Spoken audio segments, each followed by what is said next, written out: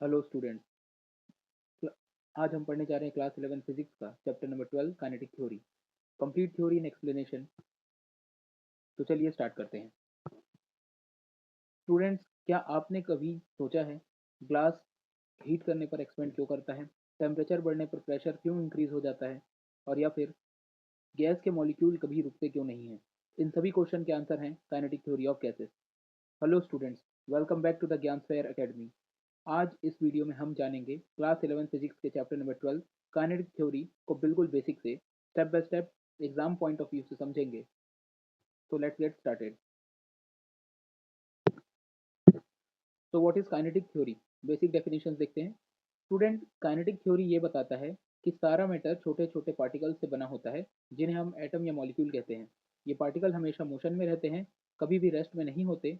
Gases के behaviour जैसे pressure, volume और टेम्परेचर के ऊपर डिपेंड करते हैं। मॉलिक्यूल की मोशन या काइनेटिक एनर्जी, मॉलिक्यूल मॉलिक्यूल का जो मोशन है वो काइनेटिक एनर्जी के ऊपर डिपेंड करता है, इसलिए इस थ्योरी को काइनेटिक थ्योरी कहा जाता है। तो देखिए, हर एक मैटर, तो व्हाट इज काइनेटिक थ्योरी? हर एक मैटर छोटे छोटे पार्टिकल से मिलकर बना होता है। हर एक पार्टिकल हमेशा मोशन में रहते हैं, और पार्टिकल का जो मोशन है ये डिपेंड करता है kinetic energy of the molecule के ऊपर। आगे देखते हैं मॉलिक्यूलर थ्योरी ऑफ मैटर। इसी को डेल्टन थ्योरी भी कहते हैं। लगभग 200 साल पहले साइंटिस्ट जॉन डेल्टन ने मॉलिक्यूलर थ्योरी प्रपोज की, सामने रखी। डेल्टन के अकॉर्डिंग हर एक सब्सटेंस बहुत छोटे पार्टिकल से बना होता है। किसी एलिमेंट का सबसे छोटा पार्टिकल एटम कहलाता है। सेम एलिमेंट के सारे एटम आइडेंटिकल होते हैं। एटम आपस में कंबाइन होकर मॉलिक्यूल बनते हैं, और हर सब्सटेंस के मॉलिक्यूल वन और मोर एटम से बनते हैं। मतलब कुछ मॉलिक्यूल ऐसे भी होंगे जो दो एटम से बनेंगे, कुछ दो से ज़्यादा से भी बने हो सकते हैं। ठीक है। और एटम का जो साइज होता है वो लगभग होता है 1 एंगस्ट्रॉम, यानी 1 × 10⁻⁻⁻। तो ये था डाल्टन्स एटॉमिक थ्योरी। तो क्विक रिवीजन देखते हैं। हर एक जो छोटा पार्टिकल है वो किससे बना हुआ है? कोई भी जो सब्सटेंस है वो छोटे छोटे पार्टिकल से मिलकर बना है। ये जो स्मॉलेस्ट पार्टिकल होते हैं एलिमेंट के, इनको बोलते हैं एटम। एटम जो होते हैं, सेम एलिमेंट के जो एटम होते हैं वो सिमिलर होते हैं, आइडेंटिकल होते हैं। एटम जब कंबाइन करते हैं तो एटम कंबाइन करके मॉलिक्यूल बनाते हैं। और जितने भी सब्सटेंस हैं दुनिया में, जितने भी सब्सटेंस के मॉलिक्यूल हैं, तो मॉलिक्यूल हो सकता है एक एटम से मिलकर भी बना हो, दो से बना हो, या दो से ज़्यादा से भी बने हो सकते हैं। ठीक है। ओके। और आखिरी में साइज जो होगा एटम का वो होता है 1 एंगस्ट्रॉम, नियरली 1 एंगस्ट्रॉम। 1 एंगस्ट्रॉम मतलब 10⁻⁻10 metre. This is Dalton theory. मतलब एटम इतना छोटा है कि नेकेड आइज से कभी देखा नहीं जा सकता। अब आगे की कुछ इंपॉर्टेंट टॉपिक, जैसे कि इंटरमोलिकुलर फोर्स। स्टूडेंट्स, जब दो एटम एक दूसरे के पास आते हैं तो उनके बीच फोर्स लगती है, अट्रैक्टिव फोर्स, जो कि अनलाइक चार्जेस के बीच में लगती है। अनलाइक मतलब एक पॉजिटिव एक नेगेटिव।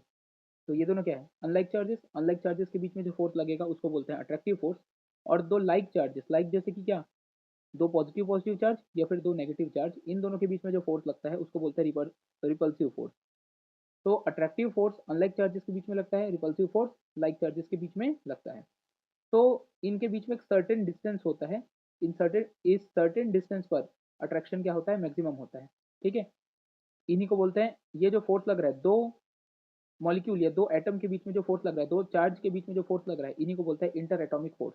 अगर एटम और पास आ जाए तो रिपल्शन डोमिनेट करने लगता है। इन फोर्सेस को ही हम कहते हैं इंटरमोलिकुलर फोर्स।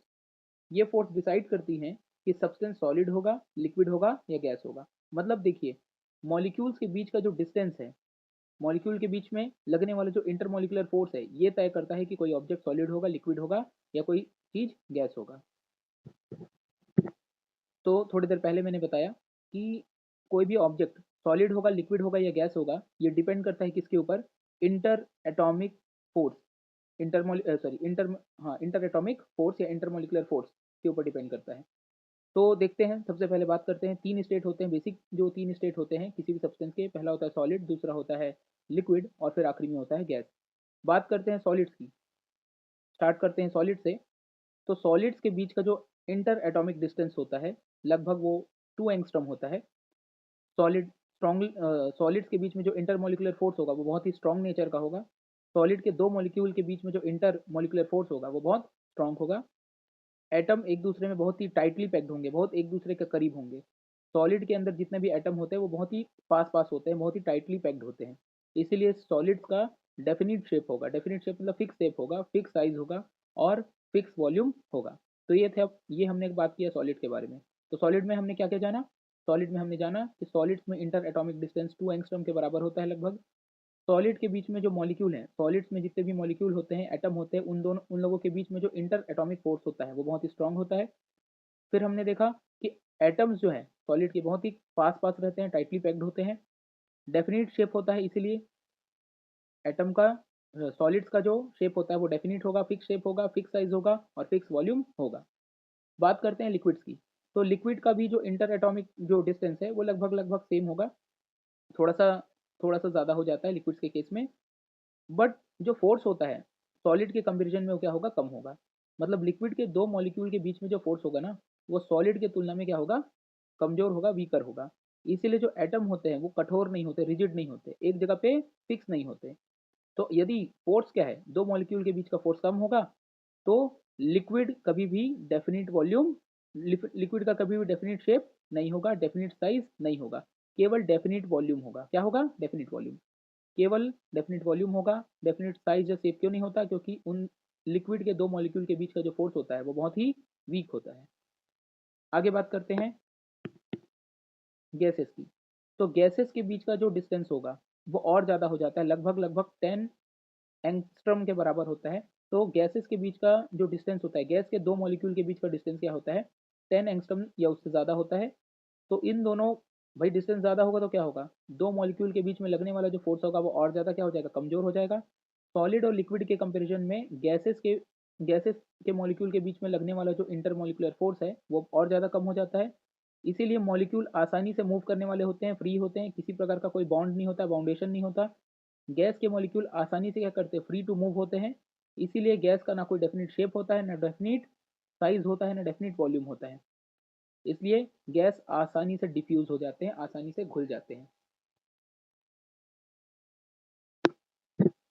आगे बात करते हैं motion of gas molecule. Students, gas molecule continuously random motion में रहते हैं। गैस के जो मॉलिक्यूल हैं वो लगातार इधर उधर मोशन करते रहते हैं एक दूसरे, और जिस कंटेनर में आप गैस को रखोगे उस कंटेनर के वॉल से जा जाके क्या करते हैं? टकराते हैं, कोलाइड करते हैं। अगर आप किसी कंटेनर में गैस को फिल करके रखेंगे तो गैस के जो मॉलिक्यूल होते हैं वो कंटेनर के वॉल से जाके टकराएंगे और आपस में भी एक दूसरे से टकराते रहेंगे, कोलाइड करते रहेंगे। ये जो कोलिजन होता है, ये जो टकराते हैं, कोलिजन होता है, ये परफेक्टली इलास्टिक कोलिजन होता है। अब परफेक्टली इलास्टिक कोलिजन का मतलब क्या है? कि जहां एनर्जी लॉस नहीं होता, सिर्फ डायरेक्शन और स्पीड चेंज होती है। आई रिपीट, मॉलिक्यूल्स जब आपस में टकराते हैं, चाहे वो गैस के गैस के मॉलिक्यूल चाहे कंटेनर से टकराएं चाहे आपस में टकराएं, ये जो कोलिजन होता है परफेक्टली इलास्टिक कोलिजन होता है। परफेक्टली इलास्टिक कोलिजन का मतलब है एनर्जी लॉस नहीं होता, सिर्फ डायरेक्शन और स्पीड चेंज होती है। अगला टॉपिक है मीन फ्री पाथ। क्या होता है मीन फ्री पाथ? एक गैस मॉलिक्यूल ने दो कॉन्सिक्यूटिव मतलब लगातार, जब कोई एक गैस मॉलिक्यूल लगातार दो कोलिजन करता है तो दो कोलिजन के बीच में जितना डिस्टेंस ट्रेवल करता है उसी को बोलते हैं मीन फ्री पाथ। फिर से सुनिए सरल भाषा में, the average distance travelled by a molecule between two successive collision. कोई एक गैस मॉलिक्यूल लगातार दो कोलिजन के बीच में जितनी दूरी तय करता है उसी को मीन फ्री पाथ बोलते हैं। गैसेस में मीन फ्री पाथ बहुत ज़्यादा होता है, लगभग थाउजेंड्स ऑफ एंगस्ट्रॉम। गैसेस के बीच में जो मीन फ्री पाथ होगा, जो डिस्टेंस होगा, वो थाउजेंड्स ऑफ एंगस्ट्रॉम में होता है।